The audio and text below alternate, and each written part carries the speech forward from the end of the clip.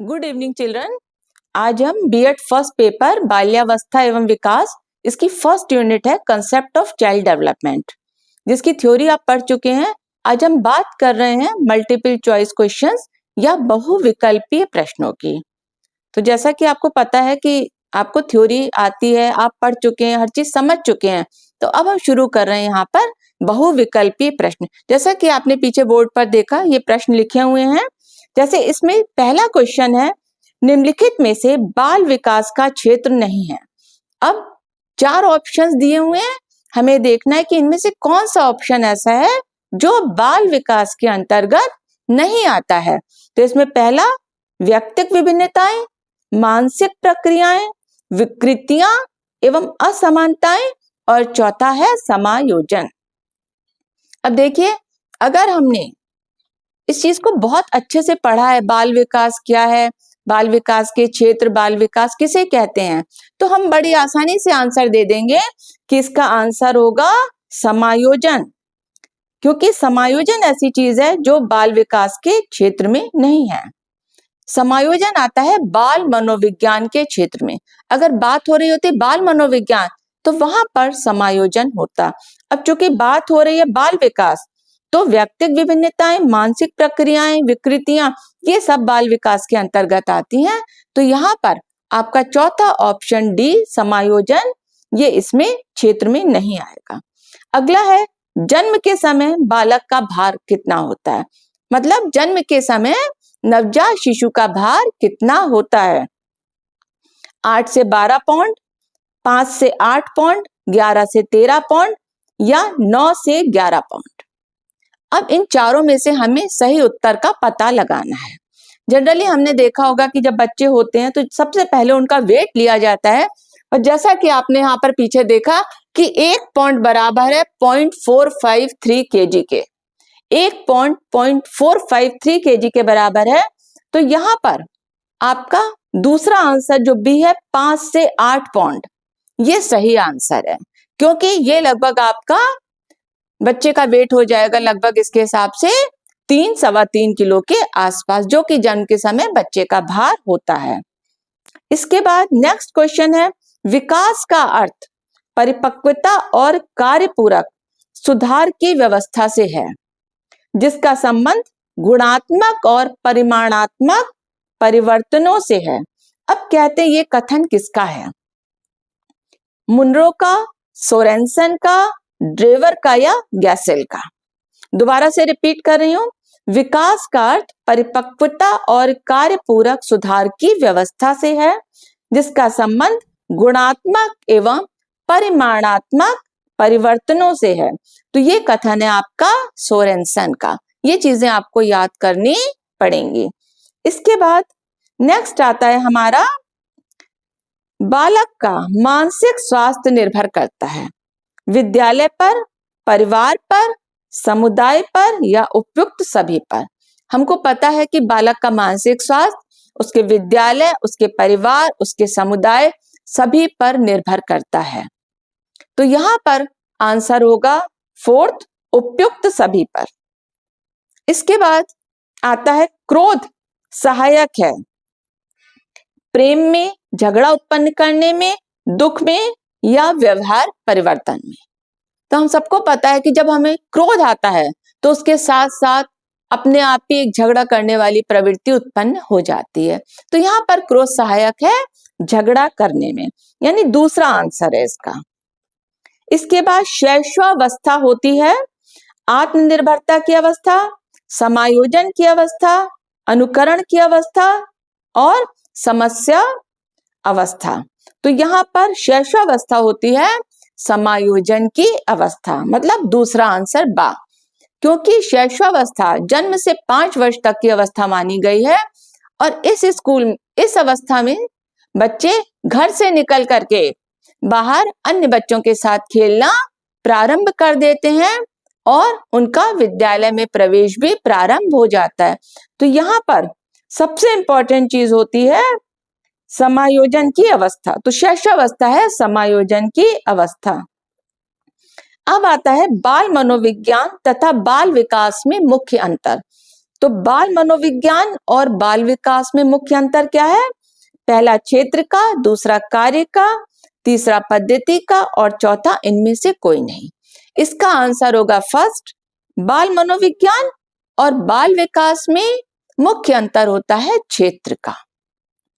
इसके बाद नेक्स्ट है वृद्धि और विकास का मुख्य सिद्धांत माना जाता है।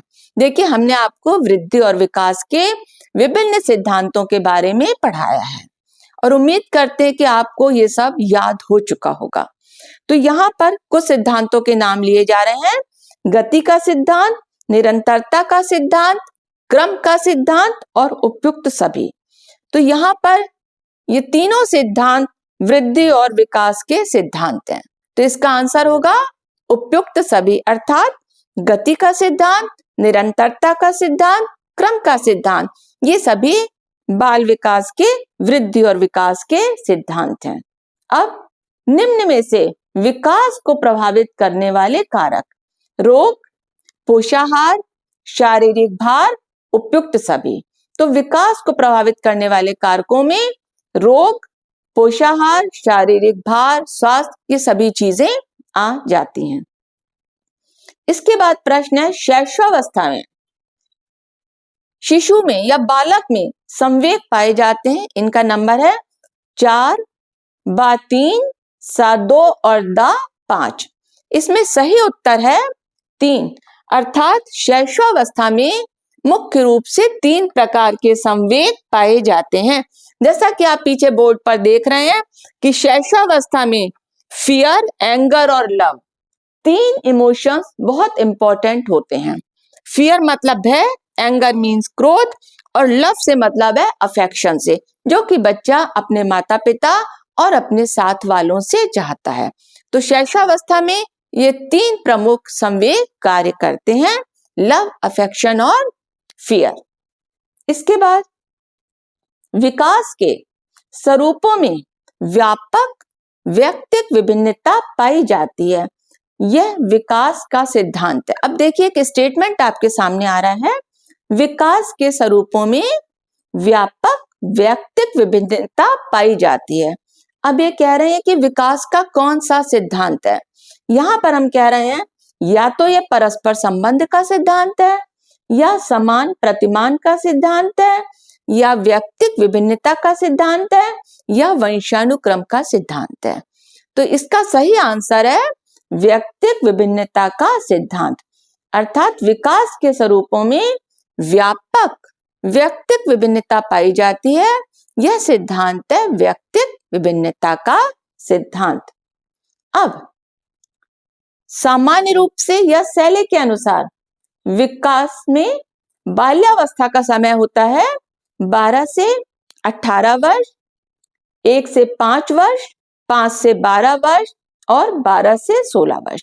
तो यहाँ पर बाल्यावस्था का समय है 5 से 12 वर्ष, अर्थात सही उत्तर है सा।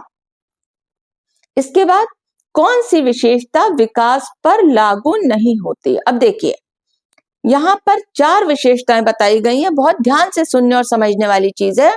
कोई एक विशेषता ऐसी है जो विकास पर लागू नहीं होती है।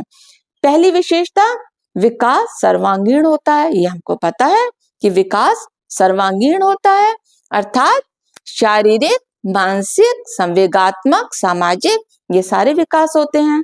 दूसरा, विकास जीवन पर्यंत चलता है।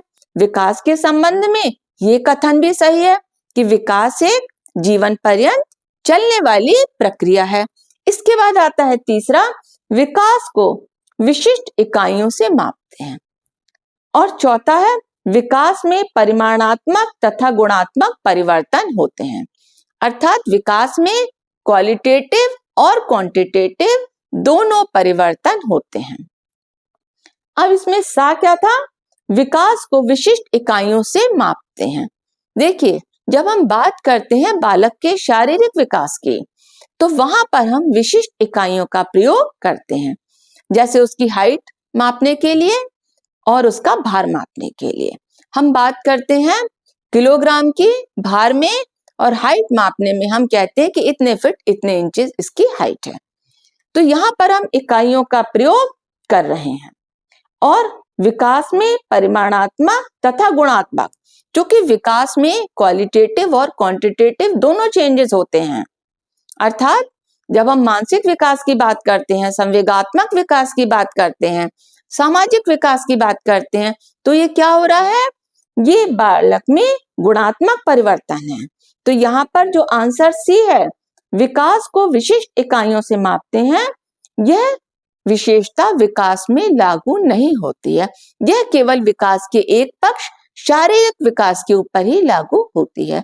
संपूर्ण विकास पर यह विशेषता लागू नहीं होती है। इसके बाद नेक्स्ट प्रश्न आता है हमारा, एक निश्चित समय तक चलने वाली प्रक्रिया है, विकास, अभिवृद्धि, परिपक्वता, इनमें से कोई नहीं। तो इसका आंसर होगा बा, वृद्धि अभिवृद्धि, यह एक निश्चित समय तक चलने वाली प्रक्रिया है। इसके बाद जीवन पर्यंत चलने वाली प्रक्रिया, विकास, अभिवृद्धि, वृद्धि और परिपक्वता, इसका आंसर होगा विकास, क्योंकि विकास एक जीवन पर्यंत चलने वाली प्रक्रिया है।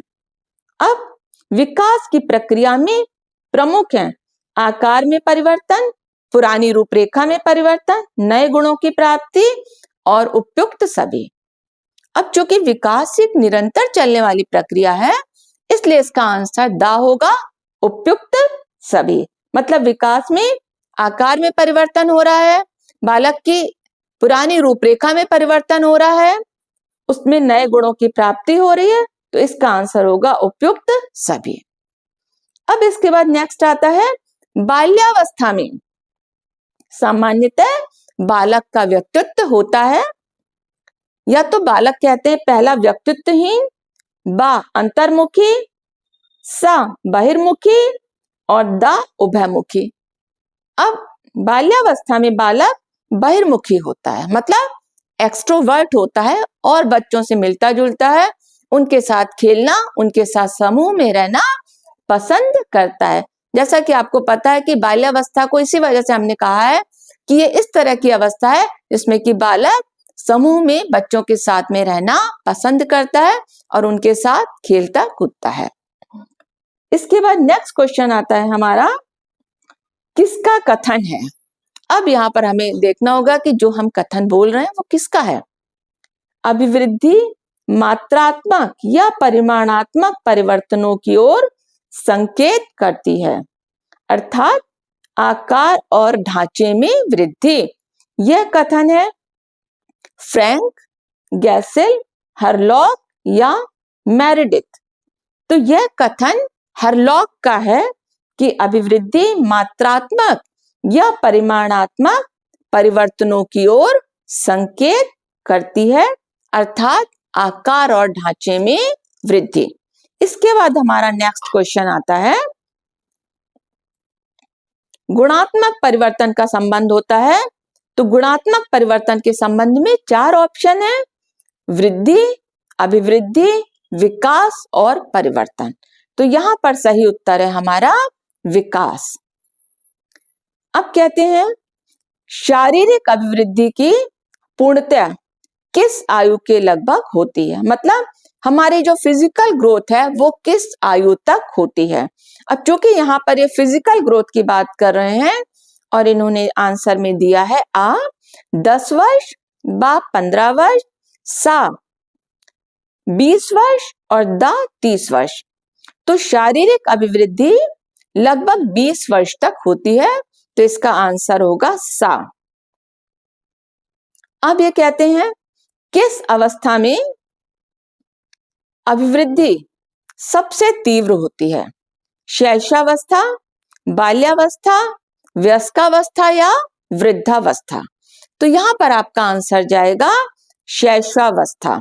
शैशवावस्था में अभिवृद्धि तीव्र गति से होती है।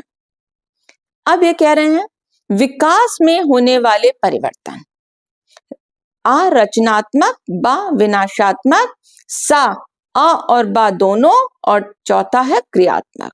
तो विकास में जब परिवर्तन होते हैं तो वो रचनात्मक भी होते हैं, और जब विकास होता चला जाता है, और कई बार जैसे कि आपको बताया था हमने किशोरावस्था की जब समस्याओं की बात करी थी, तो जब हमने कहा था कि किशोर कई बार अपनी समस्याओं से ग्रसित होकर के विद्रोही स्वभाव के हो जाते हैं, तो वहां पर थोड़ी बहुत उनमें विनाश वाली प्रवृत्ति उत्पन्न हो जाती है। तो यहाँ पर विकास में होने वाले परिवर्तनों में सा आंसर सही होगा, आ और बा दोनों, अर्थात विकास में होने वाले परिवर्तन रचनात्मक और विनाशात्मक दोनों होते हैं। इसके बाद अगला क्वेश्चन है, वृद्धि का अर्थ है आ आंतरिक अंगों का बढ़ना, बा आंतरिक और बाह्य दोनों प्रकार से अंगों का बढ़ना, सा शारीरिक मानसिक रूप से बढ़ना, और दा केवल बाह्य अंगों का बढ़ना। तो इसका आंसर होगा बा आंतरिक और बाह्य दोनों अंगों का बढ़ना। जब ग्रोथ होती है, फिजिकल डेवलपमेंट होता है, तो हमारे इंटरनल और एक्सटर्नल दोनों ही ऑर्गन्स की ग्रोथ होती है। चलिए अब हम आगे बात करते हैं संज्ञानात्मक विकास का सिद्धांत, थ्योरी ऑफ कॉग्निटिव डेवलपमेंट। ये किसने दी थी? ये आपको बताया गया है वीडियो में। अगर आपने ध्यान से अब तक सारे वीडियो पढ़े हैं तो इनको आपको बड़े अच्छे से समझ में आएगा कि जब हम कॉग्निटिव डेवलपमेंट की बात कर रहे हैं, संज्ञानात्मक विकास की, तो यहाँ पर 4 नाम आ रहे हैं। वुड का नाम आ रहा है, हरलॉक का नाम आ रहा है, पियाजे का नाम आ रहा है और वुडवर्थ का नाम आ रहा है। तो हमें पता है कि संज्ञानात्मक विकास का सिद्धांत या थ्योरी ऑफ कॉग्निटिव डेवलपमेंट ये दी थी जीन पियाजे ने। तो यहाँ पर सी आंसर सही है, जीन पियाजे। अब विकास की विशेषता है, इसमें 4 आंसर्स हैं। विकास क्रमिक होता है, बा विकास निश्चित दिशा में होता है, सा आ और बा दोनों, और दा विकास रुक जाता है। तो इसका सही आंसर है आ और बा दोनों, अर्थात विकास क्रमिक होता है और विकास निश्चित दिशा में होता है। अब देखिए, अभी हमने आपके बहुविकल्पी प्रश्न में बात करी थी जीन पियाजे की, जिन्होंने की संज्ञानात्मक विकास का सिद्धांत दिया है। अब हमारा क्वेश्चन है कि संज्ञानात्मक विकास का संबंध किस चीज से है? इसमें पहला बुद्धि से, दूसरा परिपक्वता, तीसरा समायोजन और चौथा अभिवृद्धि। तो संज्ञानात्मक विकास का संबंध है हमारे मानसिक विकास और हमारी बुद्धि से होता है। इसके बाद नेक्स्ट क्वेश्चन आता है, अधिगम सिद्धांत के प्रतिपादक, मतलब लर्निंग थ्योरी के प्रतिपादक थे। 4 नाम आ रहे हैं, रॉस, जीन पियाजे, हरलॉक और चौथा है रॉबर्ट रिचर्डसन सीयर्स। तो अधिगम सिद्धांत के प्रतिपादक थे रॉबर्ट रिचर्डसन सीयर्स। सही आंसर है द रॉबर्ट रिचर्डसन सीयर्स। इसके बाद नेक्स्ट है, सीखने के बाद व्यवहार में परिवर्तन क्या कहलाता है? जब हम किसी चीज को सीखते हैं और व्यवहार में परिवर्तन होता है तो उसको क्या कहते हैं? आ अधिगम, बा वृद्धि, सा विकास और दा अभिवृद्धि। तो इसका सही आंसर है अधिगम, अर्थात सीखने के बाद व्यवहार में परिवर्तन को अधिगम कहा जाता है। नेक्स्ट है, मनोविश्लेषणात्मक सिद्धांत का प्रतिपादन, साइको एनालिटिक थ्योरी। मनोविश्लेषणात्मक सिद्धांत का प्रतिपादन किया था आ फ्रॉइड ने, बा एरिक्सन ने, सा वुडवर्थ ने और दा है टर्मन ने। सही आंसर है फ्रॉइड। मनोविश्लेषणात्मक सिद्धांत दिया था सिगमंड फ्रॉइड ने। नेक्स्ट क्वेश्चन है, वाइगोट्स्की का सिद्धांत कहलाता है। देखिए, ये जो मल्टीपल चॉइस क्वेश्चंस हैं, ये सब वही क्वेश्चंस हैं जिनके बारे में आपको विस्तार से बताया जा चुका है वीडियोस में। वाइगोट्स्की का सिद्धांत कहलाता है आ नैतिक विकास का सिद्धांत, बा सांस्कृतिक सामाजिक विकास का सिद्धांत, सा मनोसामाजिक विकास का सिद्धांत और दा उपयुक्त सभी। तो इसमें सही आंसर है बा, वाइगोट्स्की का सिद्धांत कहलाता है सांस्कृतिक सामाजिक विकास का सिद्धांत। ये सिद्धांत दिया था वाइगोट्स्की ने, सामाजिक सांस्कृतिक सामाजिक विकास का सिद्धांत। इसके बाद नेक्स्ट क्वेश्चन है, एज ऑफ प्यूबर्टी किसे कहते हैं? एज ऑफ प्यूबर्टी बाल्यावस्था, किशोरावस्था, शैशवावस्था या पूर्व किशोरावस्था? तो एज ऑफ प्यूबर्टी कहते हैं पूर्व किशोरावस्था। सही उत्तर है द पूर्व किशोरावस्था को एज ऑफ प्यूबर्टी कहा जाता है। इसके बाद यह किसका कथन है? किशोरावस्था की विशेषताओं को प्रकट करने का एक शब्द है परिवर्तन, शारीरिक, सामाजिक, मनोवैज्ञानिक है। किशोरावस्था की विशेषताओं को प्रकट करने का एक शब्द है परिवर्तन, शारीरिक, सामाजिक, मनोवैज्ञानिक है। ये स्टेटमेंट किसका था? 4 ऑप्शंस हैं, बिग एवं हंट, स्टैनले हॉल, कोटलन और वुडवर्थ। तो ये स्टेटमेंट है बिग और हंट का, जिन्होंने किशोरावस्था को एक शब्द में प्रकट किया था परिवर्तन। अब नेक्स्ट क्वेश्चन है एडोलोसेंस शब्द की उत्पत्ति एडोलोसियर से हुई है। जैसा कि हमको पता है एडोलोसेंस शब्द की उत्पत्ति लैटिन भाषा के शब्द एडोल्सियर से हुई है। तो एडोल्सियर का क्या अर्थ होता है? इसमें इन्होंने दिया पहला ऑप्शन बड़ा होना, दूसरा परिपक्व होना, तीसरा फलना फूलना और चौथा है सामवेगिक होना। तो इसका आंसर सही है फलना फूलना। एडोलोसियर शब्द से मतलब है फलना फूलना। अब किस अवस्था को यौवन और बाल्यावस्था का संधि काल कहा जाता है? इसमें 4 अवस्थाएं हैं, बाल्यावस्था, शैशवावस्था, प्रौढ़ावस्था और किशोरावस्था। इसका आंसर है द किशोरावस्था। अब नेक्स्ट क्वेश्चन है शारीरिक विकास को प्रभावित करने वाले कारक। शारीरिक विकास को कौन कौन से कारक प्रभावित करते हैं? इसमें पहला पोषण, दूसरा वंशानुक्रम, तीसरा आपका जेंडर डिस्क्रिमिनेशन और चौथा उपयुक्त सभी। तो हमारे फिजिकल डेवलपमेंट को पोषण, वंशानुक्रम, जेंडर डिस्क्रिमिनेशन और उपयुक्त सभी, तो इसका आंसर होगा द चौथा। इसके बाद मानसिक विकास का पक्ष है। मानसिक विकास संबंधित है संवेदना, निरीक्षण, कल्पना और उपयुक्त सभी। तो इसका आंसर है चौथा द, क्योंकि मानसिक विकास का संबंध संवेदना, कल्पना, निरीक्षण, ये सारी चीजें मानसिक विकास के अंतर्गत आती हैं। अब एक क्वेश्चन है मंद बुद्धि माता पिता की संतान कभी कभी प्रखर बुद्धि वाली पैदा होती है। अब जो सिद्धांत है इनमें एक सिद्धांत है प्रत्यागमन का सिद्धांत। प्रत्यागमन का सिद्धांत ये कहता है कि कई बार ऐसा भी होता है कि मंद बुद्धि माता पिता की संतानें प्रखर बुद्धि वाली पैदा हों। मतलब प्रत्यागमन मीन्स पीछे की ओर लौटना। तो इसमें 4 सिद्धांत दिए गए हैं। पहला क्रिया प्रसूति सिद्धांत, दूसरा तत्परता का सिद्धांत, तीसरा प्रत्यागमन का सिद्धांत, चौथा इनमें से कोई नहीं। तो ये कथन आपका संबंधित है प्रत्यागमन के सिद्धांत या थ्योरी ऑफ रिग्रेशन से, कि कई बार मंद बुद्धि माता पिता की संतानें प्रखर बुद्धि वाली पैदा हो जाती हैं। नेक्स्ट है अनुवंशिकता की जांच के लिए मटर और चूहों पर किसने प्रयोग किया था? जब हमने अनुवंशिकता या हेरिडिटी की बात करी थी उस समय बात हुई थी कि इसके लिए जो प्रयोग हुए थे वो सबसे पहले मटर के दानों पर प्रयोग करे गए थे। तो अनुवंशिकता की जांच के लिए मटर और चूहों पर 4 मनोवैज्ञानिकों के नाम हैं मेंडलीफ, मुनरो, मेंडल और स्पीयरमैन।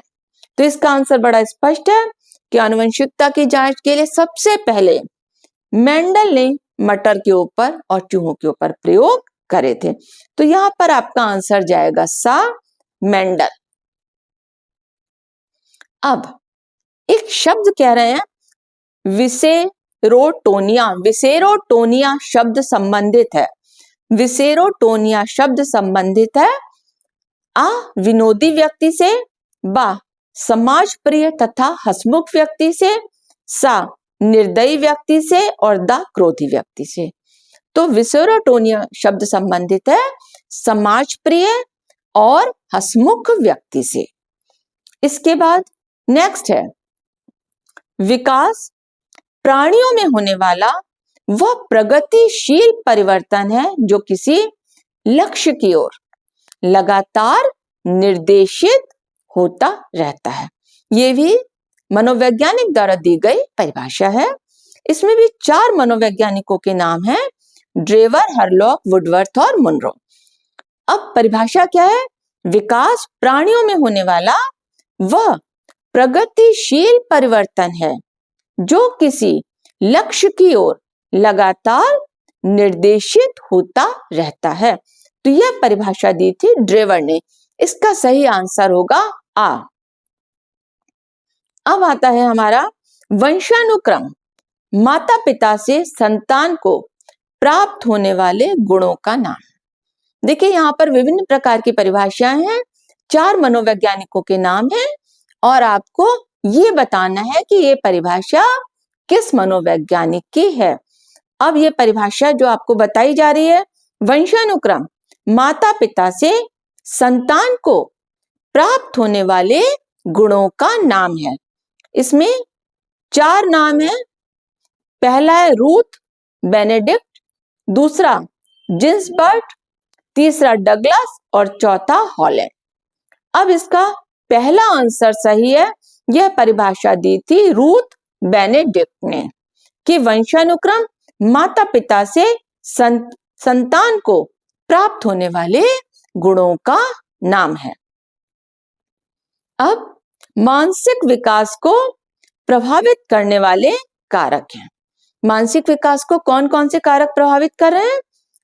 आ आनुवंशिकता, बा शारीरिक स्वास्थ्य, सा अ और बा दोनों और दा इनमें से कोई नहीं। तो बड़ा क्लियर है कि इसका आंसर होगा सा और बा दोनों। मतलब मानसिक विकास को आनुवंशिकता और शारीरिक स्वास्थ्य दोनों ही चीजें प्रभावित करती हैं। अब नेक्स्ट है वातावरण वो है जो व्यक्ति के जीन्स के अतिरिक्त प्रत्येक वस्तु को प्रभावित करता है। वातावरण वो है जो व्यक्ति के जीन्स के अतिरिक्त प्रत्येक वस्तु को प्रभावित करता है। यह कथन है पहला वुडवर्थ, दूसरा एनास्टैसी, तीसरा बोरिंग और चौथा लैंगफील्ड। तो इसका आंसर है बा। ये कथन है एनास्टैसी का। वातावरण वो है जो व्यक्ति के जीन्स के अतिरिक्त प्रत्येक वस्तु को प्रभावित करता है। आपको बताया था पहले भी हमने कि जीन्स वो होते हैं जो क्रोमोसोम के साथ जीन्स एक ऐसी संरचना होती है जो माता पिता के गुणों को बच्चों में लेकर के आती है। नेक्स्ट है वृद्धि और विकास का प्रमुख सिद्धांत है निरंतरता का सिद्धांत, गति का सिद्धांत, क्रम का सिद्धांत, उपयुक्त सभी। ये पहले भी आपको बताया जा चुका है कि विकास के सिद्धांतों में ये सारे सिद्धांत आते हैं। तो इसका आंसर है द। अब नेक्स्ट क्वेश्चन है पितृ भावना ग्रंथि पाई जाती है बालक में, बालिका में, किशोरों में, किशोरियों में। इसका आंसर है आ। पितृ भावना ग्रंथि पाई जाती है बालक में। अब नेक्स्ट क्वेश्चन है वातावरण कितने प्रकार का होता है? वातावरण के प्रकार हैं 2, 4, 6 और 3। सही उत्तर होगा हमारा 2। इसमें 2, 4, 6 और 3 में से हम सही आंसर बताएंगे 2, क्योंकि एक बालक का बाह्य वातावरण और एक बालक का आंतरिक वातावरण। आंतरिक वातावरण वो जो कि उसको ड्यूरिंग कंसेप्शन टू बर्थ तक मिला आंतरिक वातावरण, और एक उसका बाह्य वातावरण जो कि जन्म के पश्चात वो जिस वातावरण में रह रहा है। तो इस प्रकार वातावरण 2 प्रकार के होते हैं। तो इसमें आप सही आंसर लगाएंगे ए पर। अब वातावरण के प्रकार है इसी तरह से, पहला आंतरिक वातावरण, दूसरा बाह्य वातावरण, तीसरा अ और बा दोनों और दा इनमें से कोई नहीं। तो इसका सही उत्तर है सा, अ और बा दोनों। अब नेक्स्ट क्वेश्चन है संवेगों को नियंत्रित करने की विधियां। मतलब हम संवेगों पर किस प्रकार से नियंत्रण पाते हैं। तो इसमें इन्होंने विधियों के नाम बताए हैं दमन, शोधन, तीसरी आ और बा दोनों, मतलब दमन भी शोधन भी, और दा है पुनर्बलन। तो इसमें हम संवेगों को दमन के द्वारा भी कंट्रोल में करते हैं और शोधन के द्वारा भी। तो यहाँ पर सा इज द राइट आंसर कि आ और बा दोनों ही संवेगों को नियंत्रित करने की विधियां। पुनर्बलन का संबंध होता है रीइंफोर्समेंट से। इसके बाद नेक्स्ट क्वेश्चन आता है हमारा, जीवन की सबसे महत्वपूर्ण अवस्था कौन सी होती है? शैशवावस्था, बाल्यावस्था, किशोरावस्था और प्रौढ़ावस्था। तो जीवन का सबसे महत्वपूर्ण काल है हमारा किशोरावस्था। किशोरावस्था जीवन का सबसे महत्वपूर्ण काल माना गया है।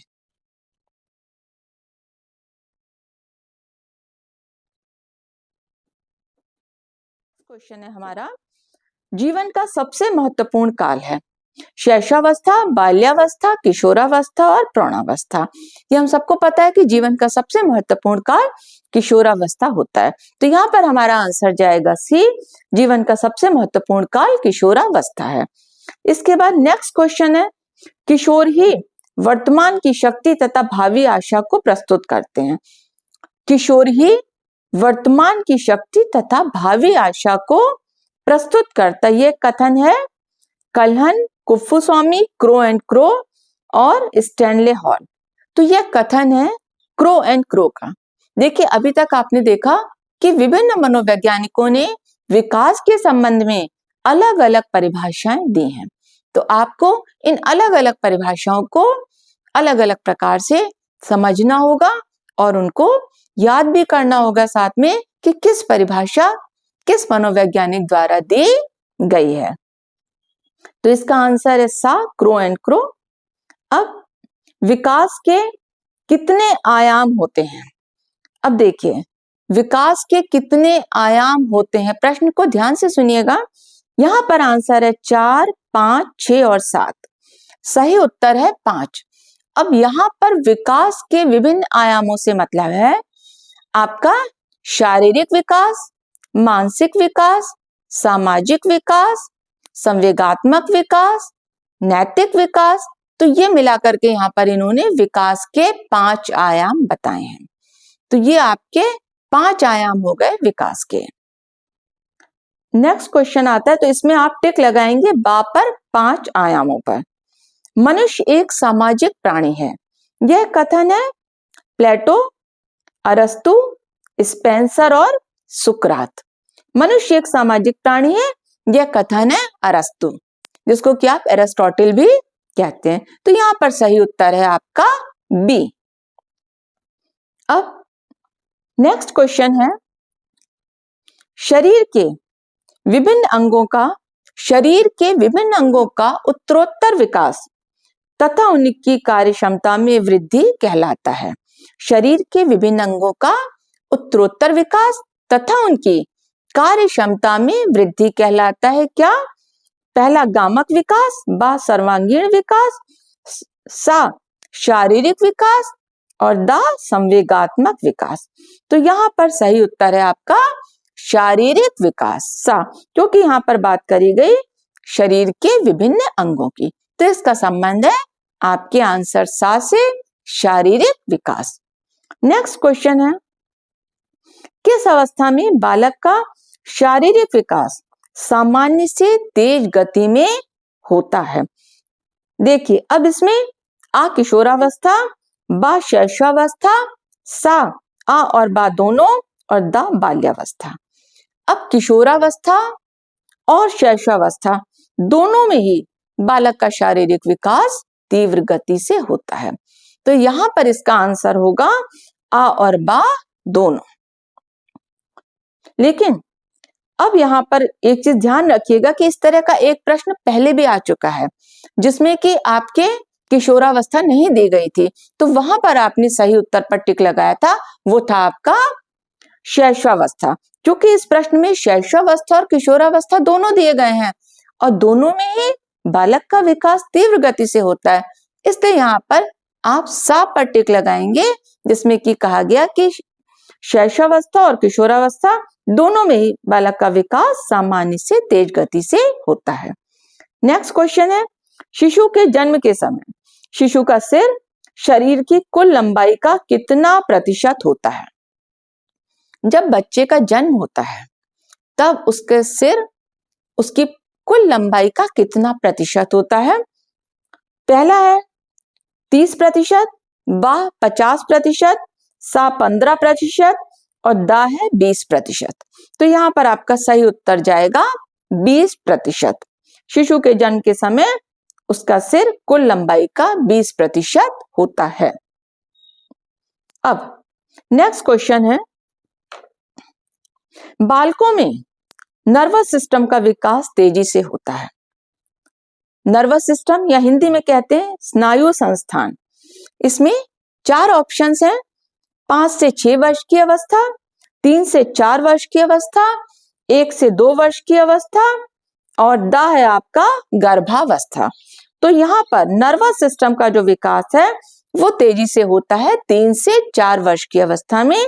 तो यहाँ पर आप टिक लगाएंगे, सही उत्तर आपका बा पर आप टिक लगाएंगे। अब है शिशु का भ्रूणावस्था या पीरियड ऑफ एम्ब्रियो कितना होता है? आ गर्भ स्थिति के 2 महीने तक, गर्भ स्थिति के 4 महीने तक, गर्भ स्थिति का संपूर्ण समय और पूरी ड्यूरिंग प्रेगनेंसी। अब यहाँ पर ये ड्यूरिंग प्रेगनेंसी में बात कर रहे हैं, ड्यूरिंग प्रेगनेंसी पीरियड तो 9 मंथ्स हो गया, लेकिन उसमें बात कर रहे हैं पीरियड ऑफ एम्ब्रियो। तो इसका पीरियड होता है हमारा, आंसर आएगा आ गर्भ स्थिति के 2 महीने तक एम्ब्रियो वाला पीरियड होता है। इसका उत्तर है आ। नेक्स्ट क्वेश्चन है, निम्नलिखित में शिशु के जन्म से पूर्व कौन से कारक उसके विकास को प्रभावित करते हैं? मतलब ड्यूरिंग प्रेगनेंसी ऐसे कौन से फैक्टर्स हैं जो शिशु को प्रभावित करते हैं? तो इसमें माता पिता की आयु, उनकी इमोशनल स्टेबिलिटी या संवेगिकता कह सकते हैं आप, या माता पिता का धूम्रपान करना या उपयुक्त सभी। तो इसका सही उत्तर है द उपरोक्त सभी। नेक्स्ट क्वेश्चन है, जन्म के समय बालक का भार, यह आपको पहले भी बताया जा चुका है कि जन्म के समय बालक का भार 5 से 8 पाउंड होता है। अब बाल विकास का विभाजन कितनी अवस्थाओं में किया गया है? तो बाल विकास के विभाजन को 4 अवस्थाओं में किया गया है। ये चीज आप ध्यान में